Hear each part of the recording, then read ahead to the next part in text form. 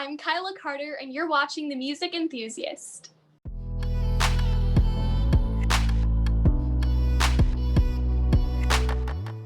Hi, what's up? I'm Sarah from The Music Enthusiast, and today I'm here with Kyla Carter. How are you? I'm good. How are you? I'm so good. I'm so happy to be talking to you again. You are incredible. Oh, thank you so much. Thank you for having me and your compliment.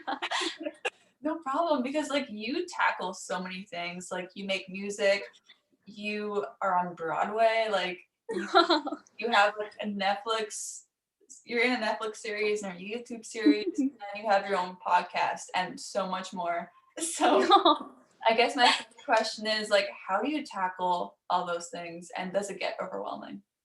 Yeah, I mean, since I am a kid, I do have a lot of help from my parents. I think that it's so important to have a schedule of all the times that I'm doing everything. So really just scheduling my life to the minute, and I know that sounds kind of crazy, but it always makes sure that I'm on time and that I keep on track and that I'm not overwhelming myself. I also always allow myself a little break, just for my own sanity, and it's usually at night, an hour or two just to myself, where I could watch whatever Netflix show I'm watching or do some music research or just something that really comforts me.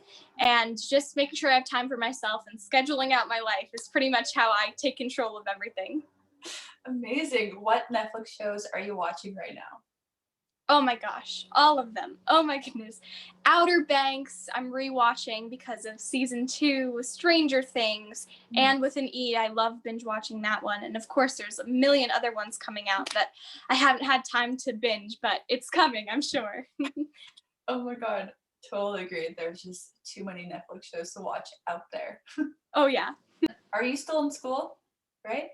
Not anymore. It's Okay. summer break for us, but I was just in school a week ago. Okay, because you have that too, right? Are you Yeah. in school? I did school virtually this year, and usually I am in school, but I'm usually, if I'm doing a project, I have a tutor with me, or my parents are teachers, so they can teach me. I have that on my side. But usually balancing school is probably the hardest part because I love acting, not so much school. So trying to balance school with acting and making sure I get a proper education and that I'm still learning is pretty tricky, but I think I've finally gotten the hang of it, especially now that it's summer. I don't have to deal with it anymore. Exactly, I totally agree with that because I have this and then I'm going into college next Oh, year. wow. So that's something. And did your love for music come first before acting, or was it the opposite? They kind of came together. I mean, my main inspiration growing up was Shirley Temple, and I loved that she could do everything. And I guess that's where I get my passion to literally do everything from. But it all kind of came together. My initial goal was to be on Broadway, which conquered, but everything kind of just aligned. To be on Broadway, you need to sing, act, dance, you need to do it all. So my love for music kind of came with acting, but my own music came more this year. Writing my own music and making music by myself came this year, where everything else, like being on Broadway and doing acting and projects, kind of all came together. Yeah, totally. And I was a musical theater kid too, years ago. Yes, a fellow musical theater kid. Yes. What is your favorite musical? I love all of them. There's so many. But if I had to pick one, I guess I'd say Wicked, because it was my first Broadway show and actually my first paycheck that I ever made from a job. I asked my parents when I was 5 if I could go see Wicked on Broadway. And that's, I guess, my favorite, because I love the music and I hope to be Glinda one day. It's my dream role to be Glinda. Speak it into existence. Let's make it happen. Oh yes, manifesting. I love it. And do you have a fondest musical memory? Because obviously you've been doing this since 5 years old, I think. Oh yeah, there's so many. Let me think of one specifically. When I was on tour, there were so many mishaps that happened backstage, and I think that was the most fun or the silliest thing that ever happened. And probably my favorite memories is one of the, so we had this traveling pallet that like moved across the stage to bring props on and off. And the terrace became, once the pallets moved off stage, became the living room. And one time the sets just happened to collide and the terrace was in the living room. And I remember standing on stage being like, what's going on? When all of a sudden the terrace started to move and I went off with it.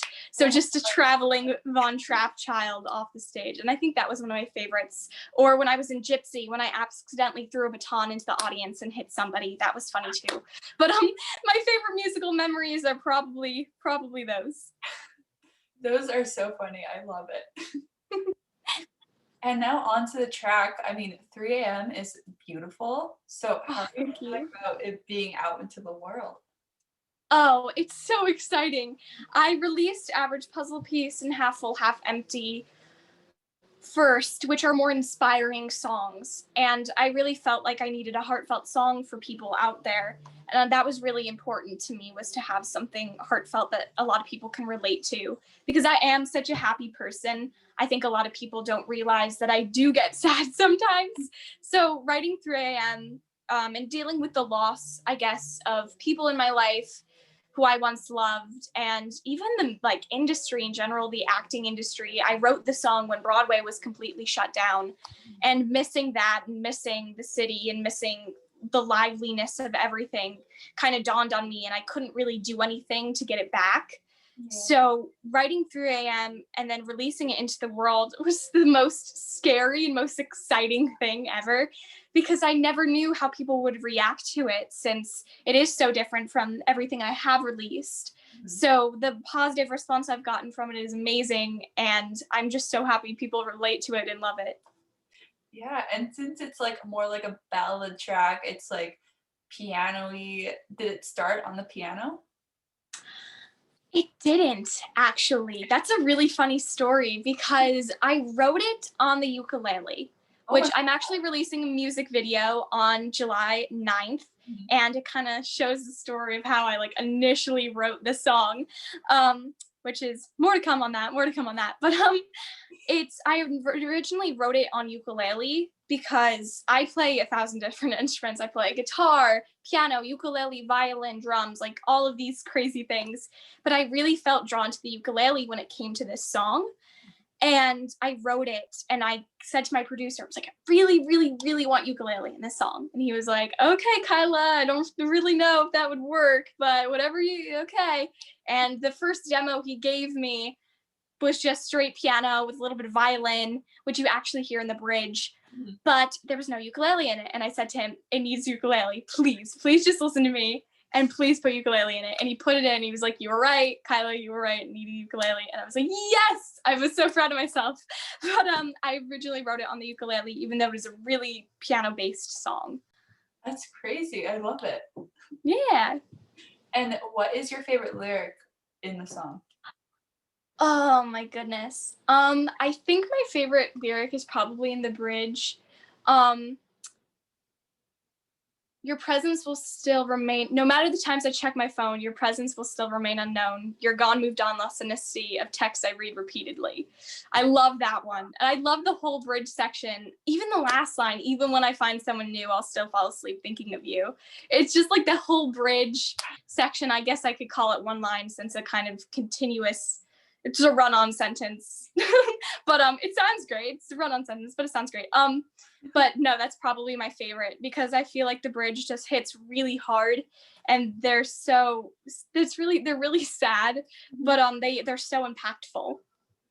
Totally agreed. Again, such a breathtaking track. If you could live in a movie, which movie would you live in? The Princess Bride. I know it's really old. It's my favorite movie, but it's just a mix of comedy, drama, romance. It's all in one. There's sword fights, there's people dying, there's people falling in love, and I just think it's such a fun fantasy world to live in that I would just have a blast.